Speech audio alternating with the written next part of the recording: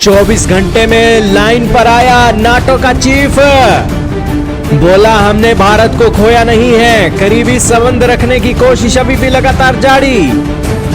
भारत ने लगाई थी ना लताड़, नाटो के चीफ ने बदल लिए फिर सुर। जी हाँ दोस्तों, वेस्टर्न कंट्रीज गिरगिट को भी एक मात दे देती हैं अपना रंग बदलने में।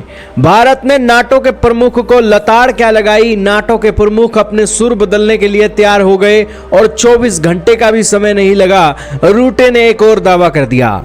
दोस्तों, ये वही नाटो का चीफ है जो फेक न्यूज फैलाता हुआ पकड़ा गया था, जिसके अंदर इसने कहा था कि रूस के राष्ट्रपति व्लादिमीर पुतिन के साथ पीएम मोदी बातचीत कर रहे हैं कि अमेरिका का टैरिफ कैसे कम होगा।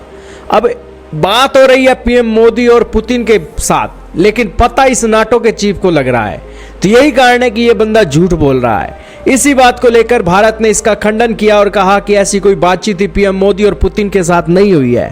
तो यह बात मार्क रूटे तक पहुंच गई और उसे पता लगा कि उसकी इज्जत के ऊपर यह एक बात आ गई है और नाटो का चीफ आज एक ऐसी स्टेटमेंट देगा किसी ने सोचा नहीं था। यही कारण है कि उसने अपनी स्टेटमेंट को लेकर बातें बदलनी शुरू कर दी हैं और पीएम मोदी की तारीफें करना शुरू कर दिया है। उन्होंने कहा कि वे भारत से अच्छे संबंध बनाए रखने की कोशिश कर रहे हैं और भारत को चीन या रूस के हाथों खोना नहीं चाहते हैं। नाटो महासचिव ने कहा कि नरेंद्र मोदी चीन में शी जिनपिंग और पुतिन के साथ थे, लेकिन हमने अभी तक मोदी को नहीं खोया है और हम अभी भी भारत के साथ घनिष्ठ संबंध बनाए हुए हैं। अब दोस्तों, इन नाटो के ऑफिशियलों को रशिया और चाइना के लीडरों के साथ अगर पीएम मोदी उठते बैठते हैं, घूमते फिरते हैं, तो इनको दिक्कत हो जाती है। लेकिन खुद अमेरिका का राष्ट्रपति और रूस के राष्ट्रपति को अमेरिका के अंदर एक वेलकम किया था, इतना अच्छा वेलकम किया था कि अपनी गाड़ी के अंदर बिठा लिया था। और दोस्तों, तब तो नाटो के चीफ ने कुछ नहीं बोला। तो इससे पता लगता है कि हिपोक्रेसी, डबल स्टैंडर्ड सारे के सारे गिरगिट की तरह रंग बदलने के लिए नाटो के चीफ के पास ही हैं।